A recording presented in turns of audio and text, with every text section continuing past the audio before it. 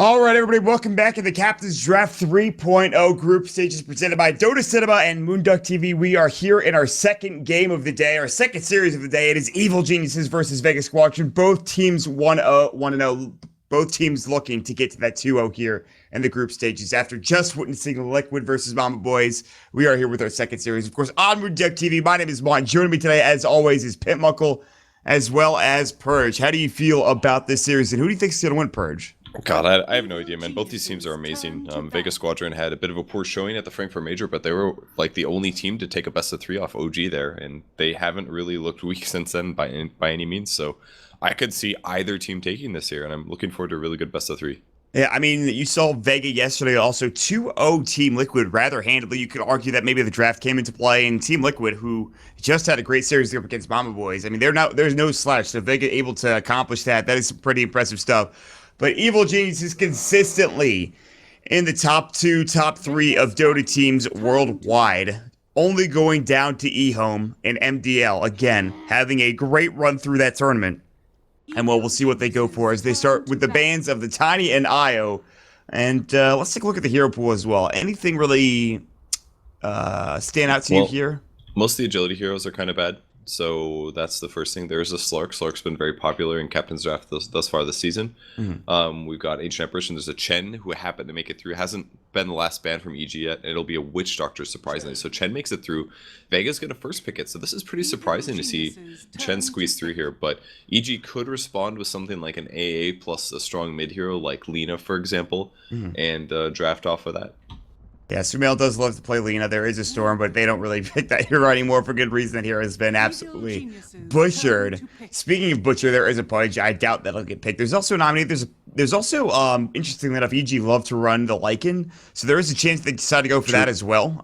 There's a good chance they play the safe lane. Yep, that as well. They do a couple off-normal carry heroes that have a lot of physical damage. Both of them would be decently useful. They'll grab a Crystal Maiden, though, which is a good solution against Chen. His early roam you can shut down a bit by using Frostbite, so it's a solution. It seems to be one of the few reasons that Crystal Maiden gets picked. We did see it picked up in the last series, and worked quite well on Kuro. Kuro actually played very good the previous set earlier today. Yeah, the Rubik NCM game, he absolutely dominated, but, well, it's Not surprised to see Earthshaker. ES is a very strong hero. He's arguably one of the better offlaners in the pool. He's not really like a top tier offlane hero right now, but just a couple months ago he was very commonly picked in the offlane. I think doing Earthshaker plus Chen as a dual support would be a little bit too weak in terms of setup, so I think it's going to be an offlane Meg Earthshaker. Like, it's very common for Meg to play yes anyways on his team, so wouldn't be surprised to see that. There's a good chance that that could be the case. There's a lot of options here still, though, for the draft. It's going to go by very quickly, though, and you're exactly right, though. So we talked about Evil Geniuses, what they could pick for carry, but for Vega, it might be a bit more difficult. They actually have played a lot of Slark before, and I would not be surprised to see something like an Ursa. They'll pick up the Omni Knight as their more than likely secondary support, Earthshaker in the offlane role, and then Evil Geniuses will go for the Ricky. Oh boy. It's happening. Oh my god, the Ricky finally having Clinks is going to get picked up as well. How are they playing this Ricky? Offlane? Oh my god. Universe offlane Ricky? No, I think it's going to be a support, and it's going to follow Chen around. Okay, they wanted a solution to the Chen, and they opted for the Invisible Hero. Like a worse bounty hunter.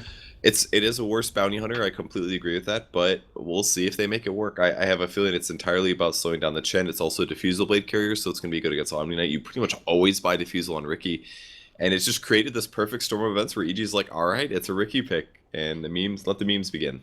The dank memes. Oh. If RTZ was playing Ricky, that'd be absolutely outstanding. But that's not going to be the case. I know how much people want to see that, but unfortunately, that'll not be the case. There's the Ursa coming out as well, so there's a lot of damage coming out from Vega Squadron now. Early roast potential, but they are on the Radiant side, of course. The Ursa plus Omni is great because you just get repelled. You can just jump in and have a merry day. Just go and clown around, essentially, with the Ursa Warriors. So there's a lot of damage coming out. I don't know. I just think it looks like a pretty decent Ricky game. Diffusal Blade is... You know, if there's no repel on Ursa, then Smoke Cloud's going to make him miss a bunch, which is going to very much limit his damage output. Wow. They pick Storm for their last pick, which is going to allow them to gank Ricky and Clinks fairly straightforward.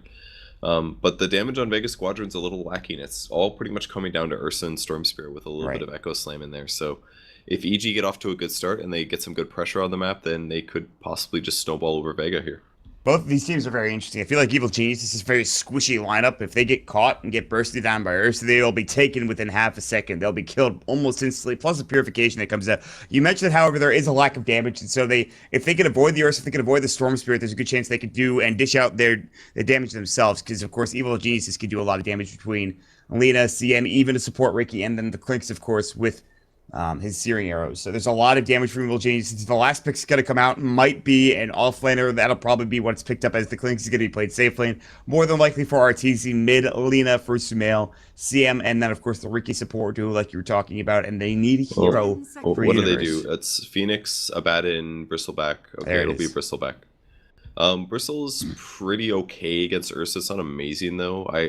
I don't know, man. I don't like the Bristle pick too much. I feel like Universe is forced into a semi-carry role. Not that he's not capable, but he just excels so much on team fighting gank roles. Yeah. That I find the Bristle is a bit interesting. And he doesn't play this hero that much either. I mean, he's known for playing a multitude of heroes, and I don't think Bristleback is one of those heroes. But they did need a tanky frontliner, and they will get it in the Bristleback.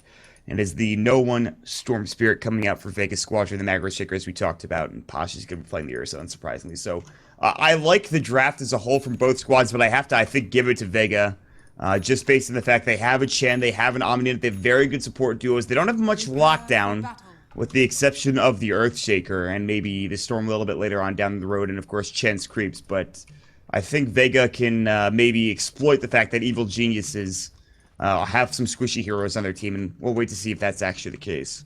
Well, I'm going to keep an eye on Fear this game to see what he's doing. He starts off with an Orb of Venom. He gets 2 sets of regen here, and he's also got a couple sentries and obs. So I'm sure that he's going to follow the Chen around this game and just right-click him and try to steal last hits if possible. And he has a good shot at it, because with Cloak and Dagger here, he's going to get 50% extra damage from his agility. That means he's going to be backstabbing for a little bit over 50 damage. Not very good at level 1, but as he levels up and gets more agility, just by naturally leveling, he is going to be able to steal some of those neutral creeps. Yeah, and the thing is, Solo does have some detection, unsurprisingly. They're going to treat this like they're playing up against a Bounty Hunter, which I think is the right play. They can maybe sentry down mid so that there's not a gank coming out from the Ricky, although it's a bit different. He does have an Orb of Venom, obviously, so he is a little like a Bounty Hunter, but he doesn't have that slow like he would have from a Janata. He will have, obviously, the smoke screen, which does provide a nice 25% movement slope, but the radius is very small at its first level. He'll head deep into the jungle right now, and he will not participate in this top rune spot, as Vega are going to take this rune, and it looks like bottom rune spot is being grabbed by Sumail for EG. Yeah, first he blocks the large camp, and the next thing he's probably going to do is try to snipe the courier, and luckily for Ricky, it's something he can do actually a bit better than what Bounty can, because he is invisible permanently, yeah, so you should be able to see them coming. 40 damage. The courier is coming out, but guess what? The Chen's nearby, and he's going to grab it. He's going to get the salve, and I think ferry it up towards No One. So, yeah, nice play from Solo there. It's actually just straightforward that a Chen should do this always, because you're waiting for the creeps to respawn at 30 anyway, so you can actually use your hero to not waste any efficiency. And Fear shifts up, drops another sentry to block another large camp. It's going to hurt Earthshaker, and it's going to hurt the Chen. Yeah, so this is already an okay start for Fear. We'll see how he progresses. I'm a bit concerned that he won't get much done, and this could be a good start for Vega, but we'll wait and see. Well, I mean, it's not the hit.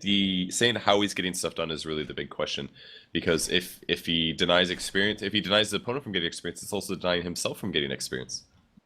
And if he had boots right now, Solo would probably be dead. He's actually doing a lot of damage to him. Solo's going to have to use one of these tangos, and Fear obviously is going to miss out on experience, much like a Bounty Hunter would, but he's going to be behind Solo, just, essentially shadowing him the entire time, which is going to be very disconcerting for the Chen player, but this will free up at least a couple of other lanes for Vega, more than likely, as I think down bottom, Pasha will probably get decently good free farm here. But actually, I really like this dual lane that EG is doing here. They're putting the Bristleback in a dual lane that's going to give them more disable potential, which is really what Bristle needs to do more damage. He needs his opponents to not be able to get away from him or just simply walk away. So putting him with the CM means that Universe is going to get more farm than he would if he was in the solo off lane. He's not just going to get easily zoned by the Ursa, and EGO is going to get a lot more out of one of their best players. Universe is like, I need you to get Arcane Aura as quickly as possible, alright? I don't want to have to go for a mana item, and Arcane Aura plus the Bristleback is absolutely amazing. He already gets up to level 2. He didn't actually really jungle, so he got that pretty quickly just from the lane. So that's interesting. There's a sentry. They're going to get the boulder tossed off. They'll get the dust as well. Fear might be the first blood. Seema's going to come in with a purification. He's slowed up as well. They've got another boulder toss in 23 seconds. The dust is about to run out here in about 15 some odd seconds. With a purification, they should get this kill. There it goes. Dust is now worn off. He won't actually die, and they're going to go ahead and frostbite the mud golem. And it should fall. Very small Fear mistake there. What he should have done is attacked. That way the dust doesn't slow him, because then he would have been visible for 6 seconds. Because he didn't attack, he was invisible with the dust slow on him, and he's slowed by 20% movement speed. PPD has to go ahead and frostbite Seam of the Slayer. They've got Purification. They're going to deny up the boulder tossed Mud Golem. They're going to use the Shard Golem. The second Mud Golem could go for the boulder toss as well, but they decided not to. Now they're going to use it on Fear instead. There's a lot of action here, but here comes Sumel coming with the LSA as well. Here comes Universe. They're going to try to find first blood. Solo with trouble frostbite, and they get the Purification off, but now Seam is out of mana as well. He's tanky, but I don't know how tanky he is. Another Quill Spray will do the job, and it looks like Universe will get the second kill. 2 quick ones picked up for Evil Geniuses. That's a big start for them. Yeah, really good fight for them. The dive was pretty deep, and it lasted a long time, so they were able to show up and defend their allies.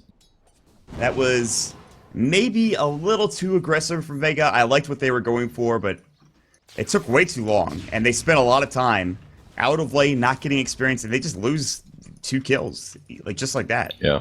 These early fights are pretty important for EG. Since they do have a support Riki, they're going to be very under-leveled in the mid-game, so it's important that he helps a lot. Oh, Universe might die. Fairy Fire coming through, Overpower's being used up. There's the Earth Shock as well. Not. He's in trouble. Another Quill Spray. Can he do the job? He's slowed up. He'll go down, and Universe stays alive. That is a huge pickup, and Universe, with 1,200 gold now in the bank, has to go home. Luckily, no Zeus Ult or Sunstrike available this game, as he's at about 5 HP, now up to 25. Dear Lord.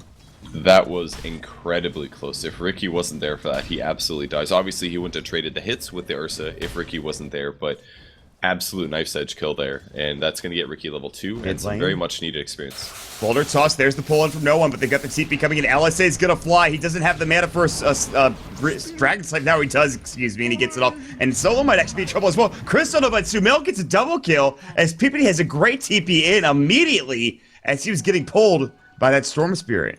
Now, I wish Slacks was here, because then I could be like, hey Slacks, do you see how PPD got that double kill? You see, he wouldn't have if he didn't skill Crystal Nova like you do. But unfortunately, Slacks isn't here, so now I just sound really bitter. I'm sorry, that was a mistake. No, it's alright. You're allowed to when on Slacks' behest. Okay. Well, it looks like Fear's going to go the 1-1-1 skill build on Riki, which makes a lot of sense.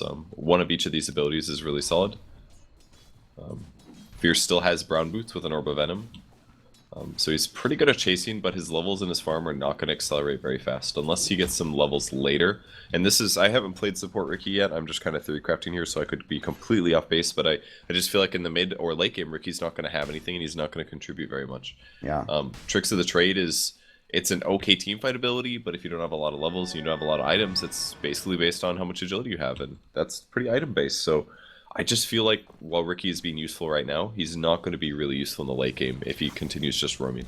Yeah, I mean, he's going to be essentially a glorified Silence at some point, or a good hero to get vision with because he has that permanent invisibility, and or rather the Cloak and Dagger as they changed it up. Now rotating, Solo is going to get this spotted out as Fear is nearby. The Sentry will drop down, and Fear destroys it immediately as he drops the Sentry down and eats it with a Tango.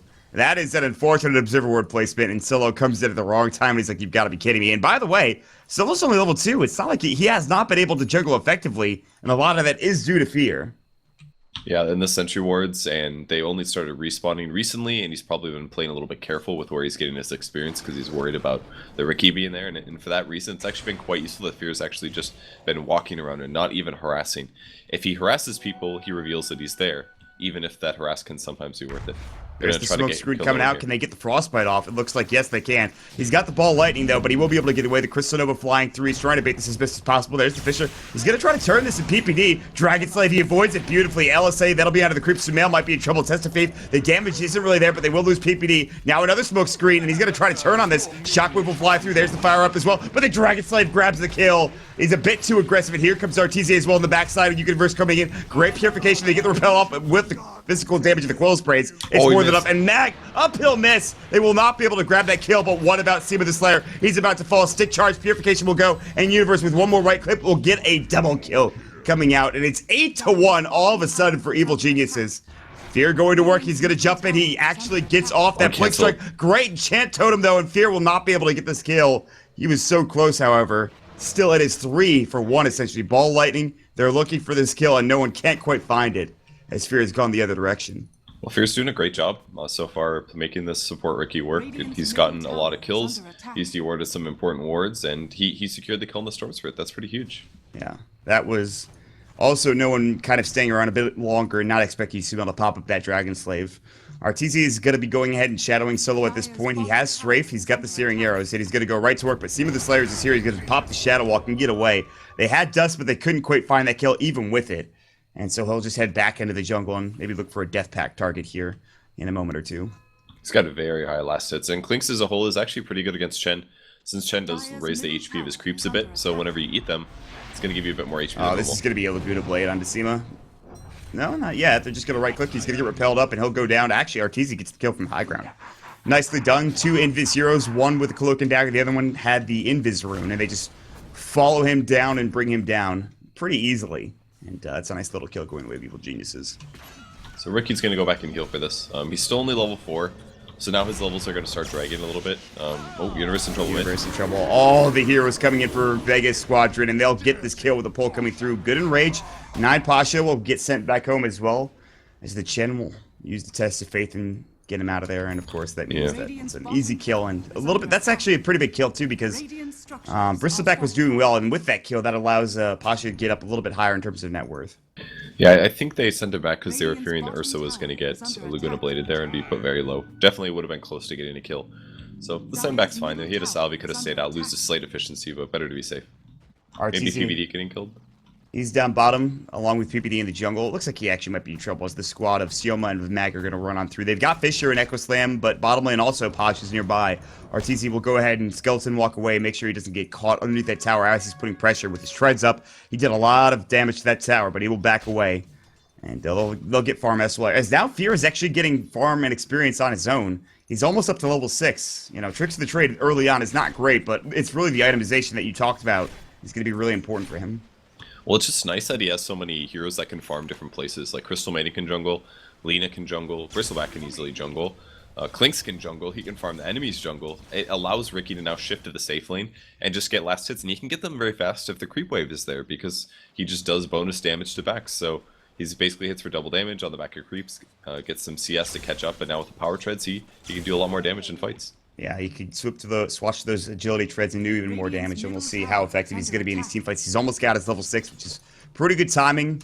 What about Courier? Might get caught out. Arteezy comes in. I think he popped the straightforward as well, and he picks up the Courier, which I think had just a circlet instead of Sentry Wards in there. The dust will fly through. He actually misses the Centaur Conqueror stop. The Skeleton Walk will go. They'll chase after him. He still is in some trouble. Max is going to come through. Oh, he misses the Fisher. He dodges it completely. Coming in is going to be the Ball Lightning. He's running out of mana. The Earthshock misses as well. The Smoke, they used another one. Dust Dead comes out. Now the pull will come through. They have to use so many spells that Arteezy will fall. But they get the kill nonetheless. He just ducked and dived like 2 or 3 different times there. It was pretty impressive. Did he also dodge? He did.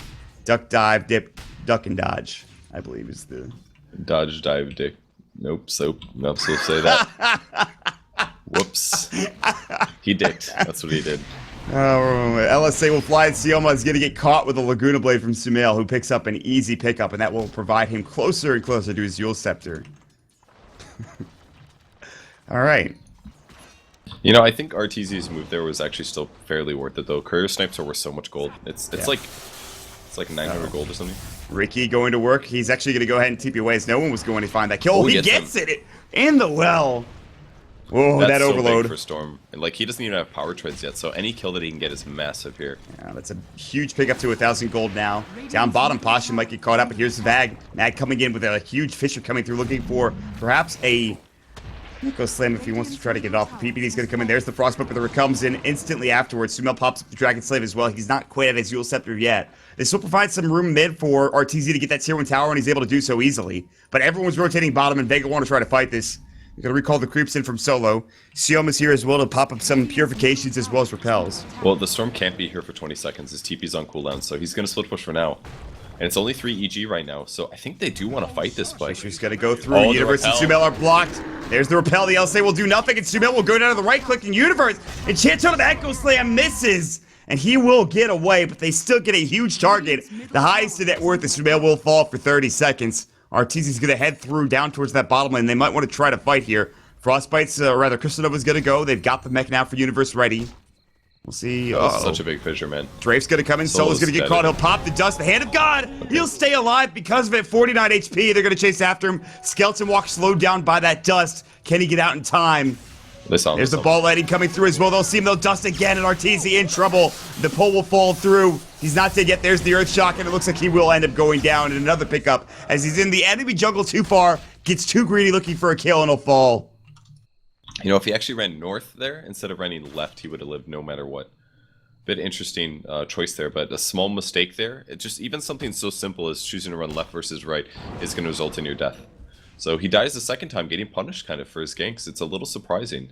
This is the problem when you're a Clinks. You want to be aggressive in the jungle, but unfortunately, does not pay off for Arteezy. PPD getting pinged out bottom. It looks like they will get this tier 1 tower down here as no one is rotating in.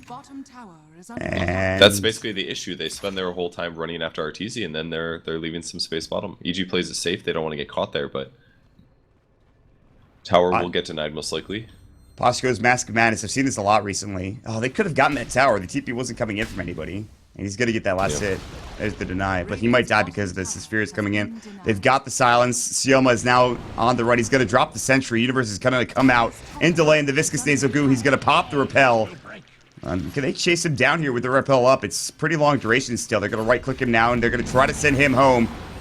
Guna Blade won't go. LSA will fly. He dies before he can get sent home. And now they're going to jump in with a Blink Strike. There's the silence and Tricks of the trade. Will grab Arteezy the kill. So 2 quick deaths. And EG will back up, accomplishing at least a little bit here this bottom lane.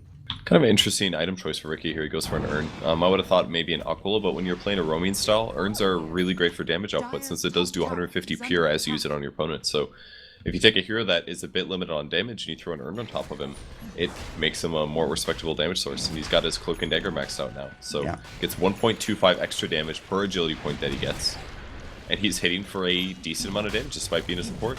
Yeah, he's going to help with this Rosh, and you can see it already. Some of the Centaur creeps are coming in. They're going to TP here down to the bottom lane. They know this is happening. They're not going to make it in time, though, and EG will secure the fact that they have a Bristleback to get them this easy Rosh. They're not actually taking that quickly anymore. LSA is going to go ball lightning in, but they will get the Aegis. It'll be Clinks, and now no one is silenced up as well. Good Fisher. They're looking for the Echo Slam. They can't get in, though. Arteezy's going to get Centaur Conquer Stomp. The LSA will actually cover his path. Arteezy still has the Aegis, by the way. Even if he gets dusted up, he will lose it. The Purification flew through, and actually, EG not in the best fight. There's going to be this Sumail using his jewels up. There's going to pop the Guardian Angel as well. They've already lost Solo, but Sioma as well as Pasha going to work. Echo Slam, and it's going to be out of 2. Tricks of the Trade going to work. Sioma's blocked it. Purification coming out as well. He's low. He's got no mana left in the tank. They're going to bring him down momentarily. On the other side, not Posh. Arteezy takes him down with his trade from the Searing Arrows. 3 dead. It's going to be 4 coming out as the Dragon Slave, and the last right click from Universe gets it done. Big fight coming out for Evil Geniuses. They take the Rosh. They take the Aegis. They almost lose it to a snatch from Storm Spirit played by no one, but they still get 4 kills nonetheless. Yeah, if you would have been able to grab that Aegis, I think Vega could have won that fight, but the reality is that he used a lot of his mana jumping in, and he wasn't able to fight, and they were lacking damage. Like, consistently across the team fight, Vega has great hero counters against EG. Guardian Angel, for example, stops Clink's damage, Bristleback damage, Ricky damage, all of those damage sources. But they didn't have anyone to do damage while they were staying alive there. It basically came down to the Ursa getting a bunch of kills, but as soon as his repel runs out, he has to play a lot more careful, and he gets kited a bit. So the Yules on Lina, buying them enough time that the Ursa was forced to retreat, and then they was basically just chase down Vega and get the kills one by one. Here we go. Vega's going to head to their own Aegis stack here. Arteezy cleared it out with his newly minted Desolator. His Death Pack has run off. He's going to look for another one here in the jungle and see if he can find something. Mid, there's going to be a jump in. Sumail will Yules himself immediately. Now no one. Might be in trouble. Silence is up as well. Frostbite, LSA, he's dead immediately. Fisher comes out, will stop them, but Arteezy's also taking down Solo on the backside with his Strafe, and he's looking for more. Fear going to work on Sioma. He'll go ahead and pop up the repel. The mech will come out from Universe. They'll try to right-click Sioma down. He'll be back behind the tier 2 tower. The Dragon Slave will come out, and now it looks like it will be another tower, especially with this Desolator coming out. The Fisher will stop it and slow it down with the Glyph, but still, it is another objective accomplished for Evil Geniuses here. And looks like Ricky's going to be maxing out Smokescreen next just because of the team fight ability it provides against Storm Spirit. Now, if somebody's repelled and under smoke, it doesn't cancel or it doesn't silence them or anything. But if the repel is not on that person, it can be very, very nice in terms of team fights. 70% miss rate is incredible. And it's an 11-second cooldown with a duration of 6 seconds. It's a great ability. The radius gets bigger as well. It's not that much bigger, but still, any little bit helps, I think. It makes a big difference, actually. If you know math at all, it's like, what, 2 pi r or whatever? Is that right? Something like No, that. it's Fire- Do not ask it's me. Fire, Right. half No, Fire that's correct. squared. No, because it has to be two-dimensional. So if we're calculating circumference, we want to figure out how much like area it covers. As Oh, you how increase much the radius, it's radius. exponential basically. So Yeah, even though that's it only 2 shows the pi r radius square. going up by, even though the radius is only going up by 25, it's actually exponentially increasing the amount of area that it covers. So you have to be very careful in Dota when a radius of an AoE ability increases. It's like the difference between what AM multi is now compared to what it used to be. I wanna like destroy your feelings or something, but it's not exponential. Like, just I mean, if it's square, All it's right, not exponential. listen, guys. It doesn't matter. I have autism, so I'm pretty much I don't really have to have this conversation. Everybody Let's say already it's a knows mod. about me. Could they hear your audio, JJ? Yeah, they can. Okay, good. Because sometimes you talk and they can't hear. Yeah, it. sorry. All right. Well, you got me. You do study math, and I only like 1/3 study math, so you probably know better than me. But it's a lot of radius. That's what I'm trying to say. I understand what you're saying here. Listen, I got that much at the very least. That's good. They use a smoke mid. They are going to go for the Aether Lens Yules. No, he backed off just in time, so I think they thought that the smoke got spotted, but they maybe could have tried to force it. No one in the enemy jungle. New blink has been picked up for Ursa. This could be a game changer for them, and they need something. They're very far behind at this point, almost 50,000. Oh, he gets Mules them. will come out. Can they get the Zealous? The answer to that question is absolutely. The Guna Blade was not needed, but they'll use it nonetheless. was And no so one will cool. fall almost instantly. And Clinks also picks up a Desolator. So Diffusal Blade. So not only a Diffusal for Fear, maybe, later on down the road. But, jump in. 9 Posh looking for Sumail. LSA will fly. He popped the range. They get the mech off in time. They're looking for an Echo Slam. Force away. And Universe is going to be the one that's going to get chased down instead. But look at Solo. Get chunked down. Arteezy goes to work. He'll find Mag as well. Double kill comes through. Guess what? That Guardian Angel is late to the party. And Sioma gets destroyed by that Yule Scepter as it gets diffused off, and now they're looking for 9 Posh. She'll blink away, but 4 dead across the map, and that was really a 4-on-5, because guess what? Fear was top lane all the meanwhile, just getting farm, and that's it. Damn, EG is wrecking this game. They're making this Ricky pick work out really solid. The ability to just back up and farm creep waves and then get a Diffusal Blade turns Ricky from a hero that's under farmed to a hero that has enough to basically compete with what he needs to do. He's still very weak to burst damage, but Vega's definitely lacking that in their lineup, so he's going to be useful this game. Yeah. It's pretty cool to see. He's been playing pretty solidly in terms of positioning. They'll take the tier 3 tower in this mid lane. Arteezy's going to get jumped on. He actually missed that last hit on the tower. There's the Enrage coming out, so he's not taking that much damage. He's going to try to get sent home. Look at that damage. The Use will come out and will stop the send home as well. Now there's the Purification coming through. They get the repel off as well. No one's going to jump on its mail, but there's going to be an immediate silence coming up from Ricky. The Freezing Field to zone them out as well. They bring no one down almost instantly, and Mag will be next. The Desolator, the right click, and GG is called. Evil Geniuses with the support Ricky make it work in beautiful fashion. And now Vega is down 0-1 here in this series. The Ricky pick basically nullified everything that Shen could do. He was a part of a couple crucial kills, especially some ones where Storm got behind and got killed a couple times. And then the carry potential of Arteezy just became way too much for Vega to deal with. Like, you can't deal with a Clink super well if you have an Omni Knight, for example. Omni Knight does not do very much against tons and tons of physical damage. Yeah, he can ulti, but his heal is like 1 extra right click. It does very little. And what they really needed was disables and nukes on their team. So EG just completely outplayed them with this high physical damage lineup and a little bit of burst in there as well as a strong mid hero to just simply outlane Storm Spirit. It's clear that Lean is a better mid right now than Storm is. And Vega tried to force something, and they got baited into the Chen pick, and EG had the counter. Yeah, that was an impressive display, not only in the game, but in the draft as well. And Vega are going to go down 0-1 here in the series. At 19 minutes was the game time.